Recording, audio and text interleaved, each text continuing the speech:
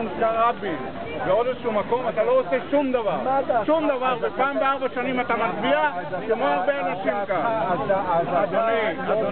אדוני, לא בדעה נכונה, אנחנו לא שופטים כרגע מה כל אחד מאיתנו עשה, יכול להיות... לא עשה, עושה, עזוב את מה שעשה. אל תדבר איתי על 48 ואיפה היית וזה ועוד מה שכזה.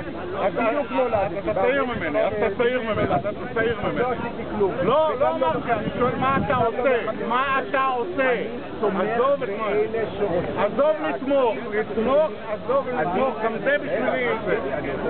אני תומך, זה נורא חשוב שאתה נורא ואם מדברים פלסטינאי, ירדן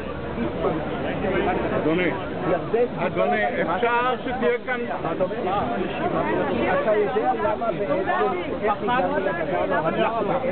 יודע למה בוא ניקח אותך ליפו, אתה יודע שביפו יש ערבים, אתה יודע שבחיפה יש ערבים, בנצרת יש ערבים, שימשיכו לחיות כאן, מה הבעיה שלי?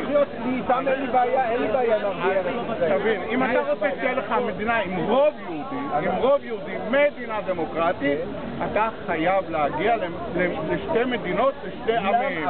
עכשיו אין לי שום ספק שכל הישראלים, כולל אלה שנמצאים כאן בצד הזה של הרחוב ובצד הזה, רוצים שלום. הוויכוח על המחיר, אני אומר, זה מחיר, זה נדל"ן.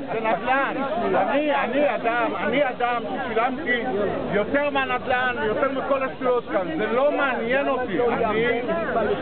מי אתה שתקבע? מי אתה